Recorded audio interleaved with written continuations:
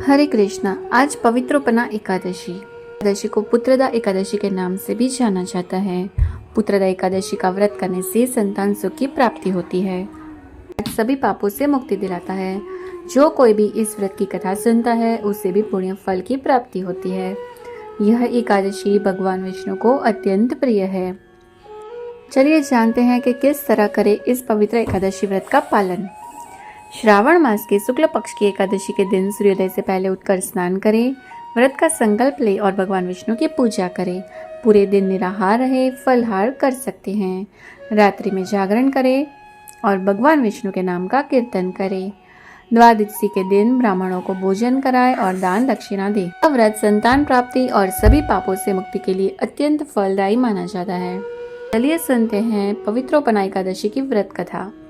महाराज युधिष्ठिर ने पूछा, हे भगवान, आपने कामिका एकादशी का महात्म्य बताकर बड़ी कृपा की।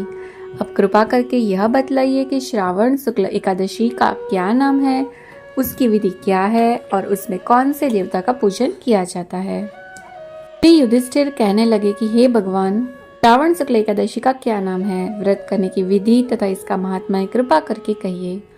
मधुसूदन कहने लगे कि इस एकादशी का नाम पुत्रदा है। अब आप शांति पूर्वक इसकी कथा सुनिए। इसके सुनने मात्र से ही वायपेय यज्ञ का फल मिलता है। युग के आरंभ में महिष्मती नाम की एक नगरी थी। इसमें महिजीत नाम का राजा राज्य करता था, लेकिन पुत्रहीन होने के कारण राजा को राज्य सुखदायक नहीं लगता था। उसका मानना था कि जिसकी संतान न हो उसके लिए यह लोक और परलोक दोनों ही दुखदायक होते हैं। पुत्र सुख की प्राप्ति के लिए राजा ने अनेक उपाय किए, परंतु राजा को पुत्र की प्राप्ति नहीं हुई।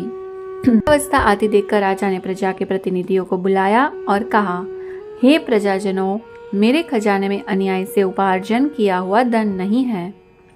न मैंने कभी देवताओं तथा ब्राह्मणों का धन छीना है। दूसरे की धरोहर भी मैंने नहीं ली। प्रजा को पुत्र के समान पालता रहा। मैं अपराधियों को पुत्र तथा बांधवों की तरह दंड देता रहा। किसी से घृणा नहीं की, सबको समान माना है। सज्जनों की सदा पूजा करता हूँ। इस प्रकार धर्मयुक्त राज्य करते हुए भी मेरे पुत्र नहीं है, सो मैं अत्यंत दुख पा रहा हूँ। इसका क्या कारण है? महिजीत की इस बात को विचारने के लिए मंत्री तथा प्रजा के प्रतिनिधि वन को गए। वहां बड़े बड़े ऋषि मुनियों के दर्शन किए।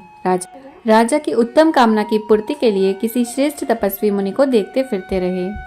आश्रम में उन्होंने एक अत्यंत वयोवृद्ध धर्म के ज्ञाता, बड़े तपस्वी, परमात्मा में मन लगाए हुए निराहार, जितेंद्रिय, जितात्मा, जित क्रोध, सनातन धर्म के गूढ़ तत्वों को जानने वाले, समस्त शास्त्रों के ज्ञाता महात्मा लोमश मुनि को देखा, जिनका कल्प के व्यतीत होने पर एक रोम गिरता था। सबने जाकर ऋषि को प्रणाम किया। उन लोगों को देखकर मुनि ने पूछा कि आप लोग किस कारण से आए हैं। मैं आप लोगों का हित करूंगा। मेरा जन्म केवल दूसरों के उपकार के लिए हुआ है, इसमें संदेह मत करो।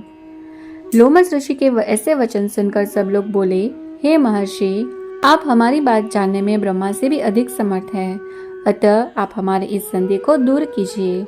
महिमतीपुरी का धर्मात्मा राजा महिजीत प्रजा का पुत्र के समान पालन करता है। वह पुत्रहीन होने के कारण दुखी है। लोगों ने आगे कहा कि हम लोग उसकी प्रजा है, अतः उसके दुख से हम भी दुखी है। दर्शन से हमें पूर्ण विश्वास है कि हमारा यह संकट अवश्य दूर हो जाएगा, क्योंकि महान पुरुषों के दर्शन मात्र से अनेक कष्ट दूर हो जाते हैं। अब आप कृपा करके राजा के पुत्र होने का उपाय बतलाए।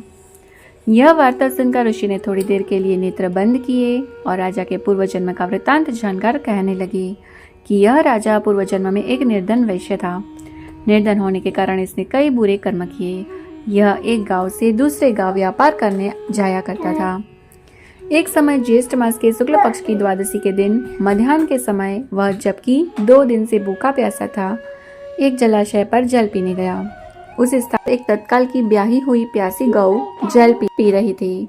राजा ने उससे प्यासी गाय को जल पीते हुए हटा दिया और स्वयं जल पीने लगा। राजा को यह दुख सहना पड़ा। एकादशी के दिन भूखा रहने से वह राजा हुआ और प्यासी गौ को जल पीते हुए हटाने के कारण पुत्र वियोग का दुख सहना पड़ रहा है। सब लोग कहने लगे कि हे ऋषि, शास्त्रों में पापों का प्रायश्चित भी लिखा है, अतः जिस प्रकार का राजा का यह पाप नष्ट हो जाए, आप ऐसा उपाय बताइए। कहने लगे कि श्रावण शुक्ल पक्ष की एकादशी को, जिसे पुत्रदा एकादशी भी कहते हैं, तुम सब लोग व्रत करो और रात्रि को जागरण करो, तो इससे राजा का यह पूर्व जन्म का पाप अवश्य नष्ट हो जाएगा। साथ ही राजा को पुत्र की अवश्य प्राप्ति होगी। लोमस ऋषि के ऐसे वचन सुनकर मंत्रियों सहित सारी प्रजा नगर को वापस लौट गई और जब श्रावण शुक्ल एकादशी आई तो ऋषि की आज्ञा अनुसार सबने पुत्रदा एकादशी का व्रत और जागरण किया। पश्चात द्वादशी के दिन इसके पुण्य का फल राजा को दिया गया। उस पुण्य के प्रभाव से रानी ने गर्भ धारण किया और प्रसव काल समाप्त होने पर उसके एक बड़ा तेजस्वी पुत्र उत्पन्न हुआ।